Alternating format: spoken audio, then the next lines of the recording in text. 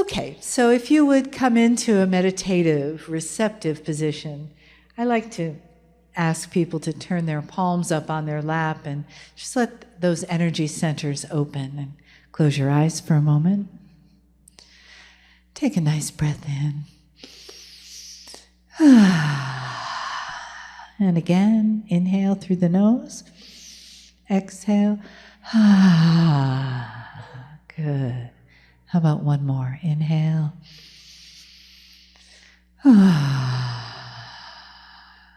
Nice.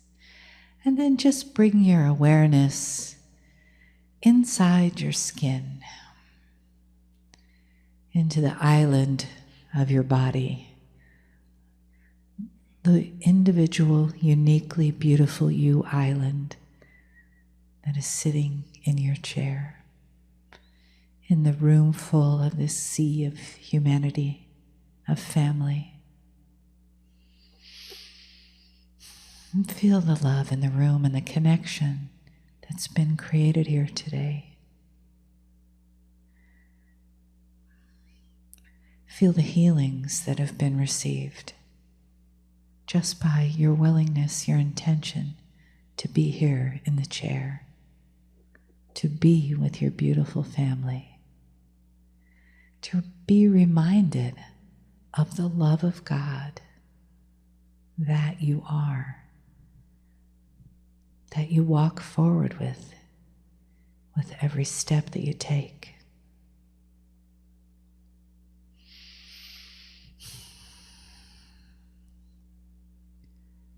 And let the island of your body just dissolve in that consciousness of light and awareness and the love of God. And the love of Kryon that lives inside and lives outside, that walks among us, that breathes with us, that feels our joys and our sorrows and honors the human that we have chosen to live as in this life.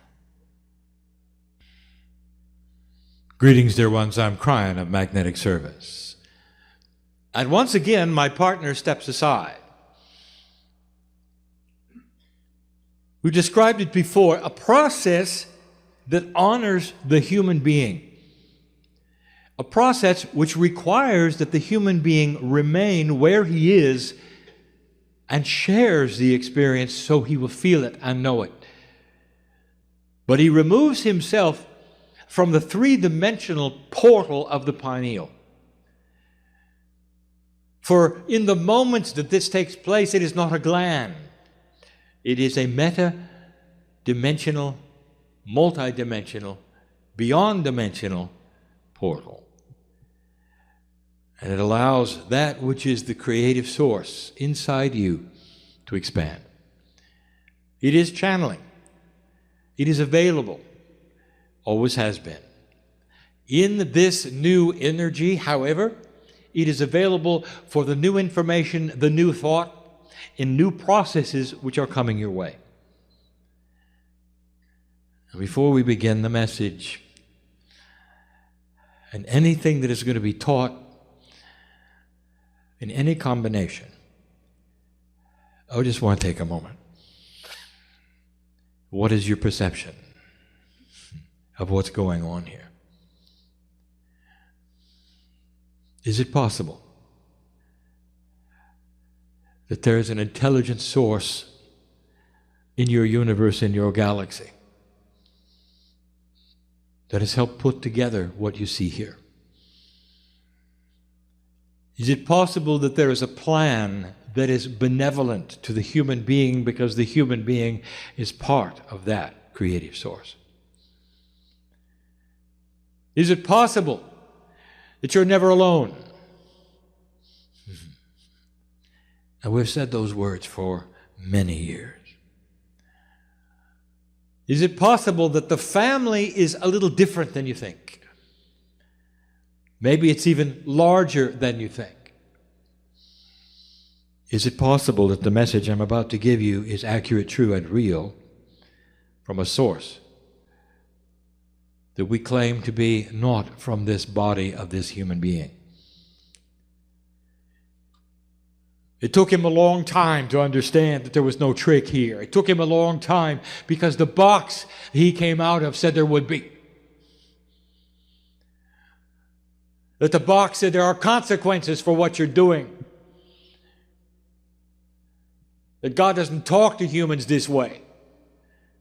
That it could be a trick. And that the darkness of the planet wishes to invade your soul. And he learned quickly that every single time he opened this gland, and the pineal became the portal for the higher self, he got the love of God. That's all he got. And it's pure. The purest thing he has ever experienced. It is always the same. It has never tainted itself. It has never biased itself. It has never told a human to do something out of integrity. It is always congratulatory. More than benevolent. It's family. Never changing. 23 years. That's the way it should be, dear ones. And if you need some kind of proof that this is real, maybe, just maybe, you would open that part of your heart that you have the ability to open and say, I would like to feel something. I would like perhaps some validation within my cells that this is correct. And you would begin then to feel the chills that you can only get when you know the truth is being revealed. And the truth is, I know you. I know your lives. I know what you're going through. Oh, soul, you are known to me. We have done so much together. You have not seen my face or my name. I'm with you all the time. And when I say I mean the entourage, which is in that, which you would count them to be trillions, knowing who you are, standing with you in the hardest times you have, through the tears, through the sorrow, and celebrating in those moments where you choose to toast victory. And sometimes the victory is health, and sometimes the victory is solutions over problems you had for a lifetime. We know you are. You're never alone. There is a system that my partner has taught about for years. It's a system we have mentioned in countless channels. But we've never really dedicated a channel to this system in the way we're doing today. That includes the new energy of today, because this is a system most of you don't even know how to use. Some of you use it all the time. You just don't know what you're doing. It's not intuitive. It's going to be the truth about synchronicity, and we'll subtitle it The Demise of the Bell-Shaped Curve. When something happens to you that is good, your friends around you will say, what a lucky person you are. What are the chances that this would have happened to you? When you go into a difficult situation, and perhaps it's even something that is common to humanity and in your culture, like surgery, and you will come out with such marvelous results, and they'll say, well, this is beyond our expectations, and what lucky person you are. And then you do it over and over.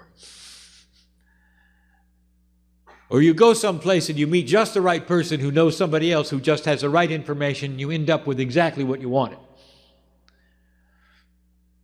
What are the chances, they'll say, of this taking place? What a lucky person you are. Because humans do not see the structure of synchronicity. They see a structure of planning, forward-looking. And that is the only way you can achieve things. And in that puzzle, they even will mention positive thought. But that still is planning in a linear fashion so that you will arrive at a goal. And no matter what kind of a process you have studied that will get you from A to B, there's got to be a goal. And in some of those, you will take the goal and you will paste it upon the refrigerator so you'll see it every day. And this is a linear human being. What if I told you there is a process that is not linear, that has no goal at all? Not one in linearity, but one in conceptualism. A conceptual goal that says, "Dear God, put me in the right place. I don't know where it is. Dear God, when you do it, make it comfortable for me. Let me see the sense of it. Make it easy. And bring me the right situations to take me there." How about that? And if you told that to someone off the street, they would say, "You must be New Age. For it is not logical. For you sit in a place where you're expecting God to do everything." No, you're not. And that is the subject of today. No, you're not. You are simply changing the box of belief to include something that is not in 3D, but that some of you have been using for a very long time. You're just not aware of it. So today's lecture, that's what we're calling it. My partner liked that. Is about the power of synchronicity, the truth about it. What it is, where it comes from, who's involved in it, and what you can do to promote it. The human being creates it in their belief, and that is how it starts. Now, this comes from my partner who loves to talk about the parking angel. Because this is the example he uses, so we'll do the same thing. Many light workers love to use that which they conceive as a special angel which has powers with cars. And that special angel will sit above the car, raise himself up, and see in a giant parking lot who is pulling out and where it's taking place. And you will assign your power to the parking angel, and you will find where somebody is pulling out, and it works. Now, this is not forward planning, is it? It is a different concept. It's a concept that you could place yourself, or an angel which becomes your eyes, far above the parking lot to see the parameters of the entire lot and what is going on with everyone at the same time. And if that were possible, then you, in 3D, could direct your automobile to the right aisle and the right place to find that space at the right time, especially if you're in a line with others, to arrive when somebody is pulling out. And it works. Over and over it works. It works because this is the definition of synchronicity. Not planning ahead, but a concept that you assign and believe in that requires an overview of a situation that you cannot have in 3D. Synchronicity. Now, I cannot close this parking angel attribute without giving you the rest of the story that my partner demands I give you. There is no such thing as the parking angel. It's you assigning your power to a mythological creature with a P on its chest.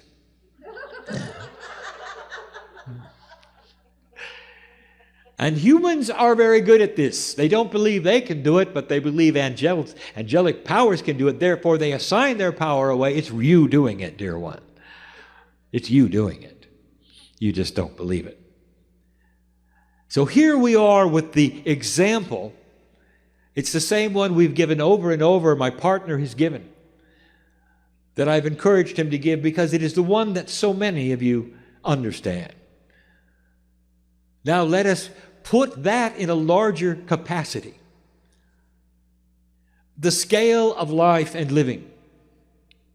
Here you find yourself in a situation where you wish to move forward into an area you don't know about. All you want to do is park.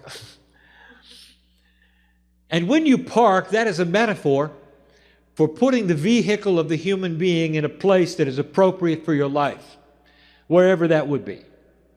It gets you there so you can move on with what you came for. That is the metaphor. Humans have an idea where that would be. It's normal for you to build goals. I want to write a book. I want to create a healing center. I have this. I want to have that. It is absolutely normal. The first question I have to ask you is, are you okay if it is not what you think? Is it okay if it's better? Is it okay if it matches the Akash you came for? And the talents you have that perhaps you're not even aware of. Here's how it works. This is the how in 3D. You come to a meeting like this and you meet somebody for the first time. You didn't come with them. You meet them in a place in the back or in the bathroom. And you get to talking and you find out you have common interests. And then anything can happen. They have information you need. Or you have something they need. And you leave with a connection you didn't expect. And the connection leads to something else. For they know people that you don't know. Vice versa. You would call them, meet with them, if you wish. And here comes something that you didn't expect. You find yourself working in an area you didn't expect to work in, that fulfills a lot of the things that you wanted. Sometimes you come with no expectations at all, and you meet a partner of life. This happens over and over because you decided to come to where family is. Over and over, human beings have resigned themselves to being alone because nobody believes what they do. And they'll come to a meeting of like minds and find somebody that does. Life's changes, romance, synchronicity. They didn't plan it. You see the difference? The human who steps out of the door on a way to this meeting, what do? I'm getting ahead of myself. What do? It's going to be a good meeting. Let's give it energy. Let's show up. Let's have a good time. Let's leave. Or, dear Spirit, if I'm supposed to meet somebody, then let me have the wherewithal to at least look for it. Do you see the difference here? One is planning. One is expecting concepts that you cannot define. Concepts you cannot define, which would guide your life into a place you didn't expect. I am sitting in a room with old souls, and at least a quarter of you know exactly what I'm talking about. You're here because of it. Somebody showed you something that turned you around. It made you look, didn't it? It didn't give you a doctrine, did it? It made you look. Can you put a price on that?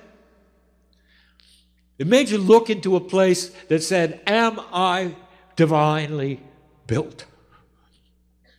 Could my biology have something bigger in it?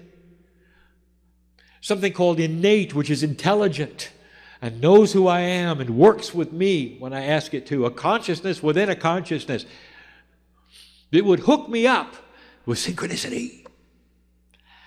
Way beyond average, way beyond the bell-shaped curve. So I just gave you the scenario that can happen over and over in meetings like this, in small gatherings, in large gatherings. I'll get to what was required in a minute. Now let us talk about how it works. And these are things that we have discussed seldom, and never in a package like this. And we've got to talk first about the majesty of the human being. It wasn't that long ago we gave you a channeling called the 9 energies of the human being. It's what I want my partner to begin teaching. It's esoteric, it's complex, it's time. And there are conceptual parts of the attributes that must be taught that go beyond what a human being is used to hearing, even in these meetings. And here is one of them. If it's true, dear one, that you are a part of the creative source, do you then logically understand that your soul, if you wish to call it that, is enormous and only a piece of it is inside your biology? If all of it were there, you'd vanish. You'd turn into light itself, more than the power of the masters of humans. You'd have that which Elijah and Elisha saw together and experienced. Vaporization of cellular structure because the power of God cannot live in a human being at full strength. Do you understand? And if you understand this, you will understand that you are only having a piece of what is you, that is the Creator, in your body. And so here is what begs another question. Where is the rest of it? It's with me. It's on the other side of the veil as part of the creative source. It never left. Now here is what is difficult in your box. You carry around a corporeal identity which is singular. We have said this before, and you're really not. You are part of a group which is God. A piece of you separates out and becomes corporeal. That's one body with one face and one, what you would call, life. This is how you see things. Now let me tell you, the truth is you are a multidimensional being, and part of you is on the other side of the veil, which you call God. Get used to it. It is not separated out. There's not a soul somewhere with your face on it on the other side of the veil, tapping its toe, waiting for the rest of it to come home. There are humans who believe this because all they can do is project their linearity onto the majesty of God. We've talked about that. So get used to the fact that there is a quantum God and a linear human being, and you cannot put them together easily. You're part of the soup, which is God. And that part looks down upon you and is always available.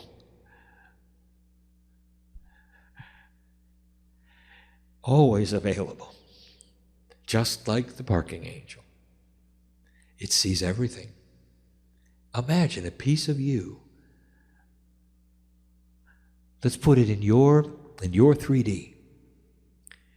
It's a spy in the sky. It looks at everything all the time. It knows who you are, everything about you, because it's part of you. It broadcasts information to you which you receive through intuitive thought. Are you here? Are you understanding? It gets you to get up and go places if you're listening. And here is what you need to know. Every single human being on the planet has it. Because every single human being is a part of the whole. You understand that? What happens, however, if there's a broadcast and 90% of the people don't have a radio? They don't get it. The broadcast is still there with their name on it. They don't have a radio because they don't believe it. And then here comes you. Some of you got your radio a long time ago, and some of you are just getting it now. You're believing it exists. The radio is the pineal gland that opens up into a multidimensional portal and tunes right in to that which is you. And that is hard for a human being to understand. And it guides you left and right. It knows who you are. It's benevolent. It's part of God. It's part of me. It's hard to explain. It's why it feels so good, dear ones. You ever wonder why it felt so good? It's you. It's beautiful. It's beautiful. If you're part of the creative source and you are quantum and multidimensional, it means that God has your face on it. And will never lead you into a place for other reasons other than benevolent and beautiful. And that's the system. Now let's come back to where were you when you decided to come to this meeting, and what was it about? Some of you are sitting here today and you didn't know about the meeting until the last minute. I want to tell you, you're tuned in. Your radio's working. Because the intuitiveness spoke to you enough for you to look someplace, do something, go somewhere, and find out this was happening. Now I'm going to ask a magic question. Don't feel too bad, but who haven't you met in the room? And that is a big one. You can't meet everyone, can you? Now we're getting into the process of synchronicity. And the process is guided through intuitive thought, through what you call the innate intelligence of the body to be in the right place at the right time and talk to the right people. And you can't plan ahead for that, can you? You have got to be tuned to it. Some of you have. You've discovered things today here that will make a change in your life. You met others. It's what it's about. So when the human being says to you, you must be New Age, you just believe these things are going to happen. No, you don't believe that at all. You're going to work for it. You're going to fine-tune intuitive thought, listen to it as much as you can that puts you in the right place at the right time. Dispelling the notion that a New Age person just sits at home doing nothing, waiting for God to speak to them. That is not the way it works. You stand up and you move around. You may go places that don't have anything for you at all. You just had to learn to use the intuition. Was it right? Was it not right? What does it feel like when it's right? What does it feel like when it's not right? Put that together. Pretty soon, like any other muscle in the body, it starts to work better for you. Innate works with you to fine-tune it. Then you can look around the room and say, yes, no, no, no, yes, yes, yes. And know who you're supposed to talk to, perhaps who you're supposed to meet. Understand the family is one. But there are those within the family that have got something for you. They'll vibrate different because they do. You'll see it in their eyes.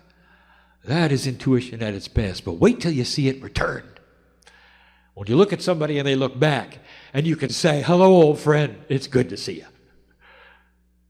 And you might hug for a moment or shake hands, depending upon the culture, and know that you've just met a best friend again. And they may have something, may not. It just may be for a moment, so you could intermingle in a quantum way and acknowledge the fact that you are old souls, and that's good enough. The hardest thing for humans is what I'm going to say next. The process is different than you think. We have established first, it's not linear. That it is a conceptual attribute that you cannot plan on, and the timing is not known, and you cannot post a goal on your refrigerator. So it requires the human being in faith with no clock. That's number one. We've established that the information comes from that which is a lot of you on the other side of the veil, because you cannot hold all the mastery that you have in the corporeal body. And you are part of the creative source and always will be. Part of you is on my side of the veil. It's the part that talks to you intuitively that says, go left, go right, stand up, sit down, go over there and meet that person. Now the next one, it's hard.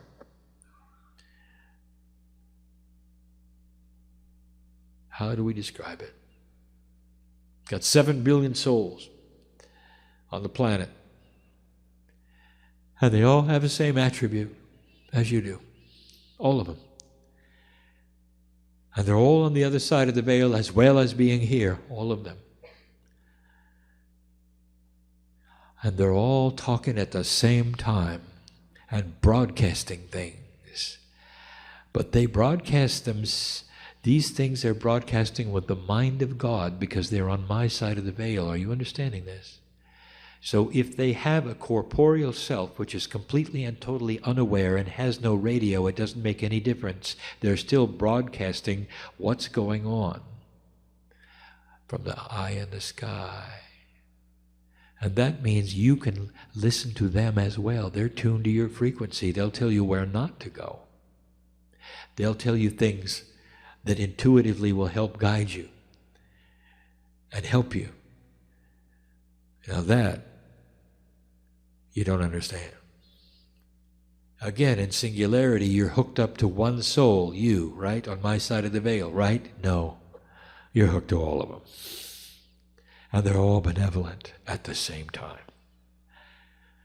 And so therefore, even the soul parts and pieces of complete non-believers are still broadcasting information that will help humanity and you and the ones who are not listening. And you're getting guidance from all. A hard concept. So it's not just for you to be here and there. It's also for you to stay away from here or know what's developing over there. Intuition starts to grow and you become really, really lucky to other human beings. Wow, people say, look at that tragedy they escaped. Why did you leave the building before it fell down? And they will say, I don't know. Something said to go. And they did. And it happens over and over and over and over. Is it possible that the human soul is connected in such a way that it talks to everybody at the same time and the ones with the radios are picking it up? And they are old souls. What are you supposed to do with this information? Well, we've already covered a little of it. Understand the process and believe it. That's first. Do not get disappointed that the planning is not working. You can't have both, dear ones. You can't have plans in the corner just in case the synchronicity doesn't show. Because you'll void the synchronicity if you do it. Do you see that? Second one. Understand that synchronicity may take you to a place you didn't plan on. Is it okay? And the old soul will sit in the chair and will say, yes, it's okay, anything. Really? Really? Because humans like it their way. You get pushed and pulled to uncomfortable situations and places. Can you honor where you are and say, it is well with me. This is where I know I'm supposed to be here because this is where synchronicity placed me. And you can feel the love of God surge through your brain and your heart and all the cells of your body when you say that. Thank you, God, you say, for putting me in the right place at the right time.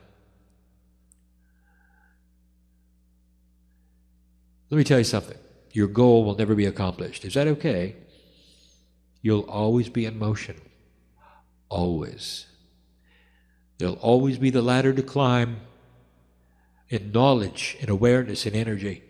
New things coming your way, always. To the moment where you take your last breath, you will never have arrived.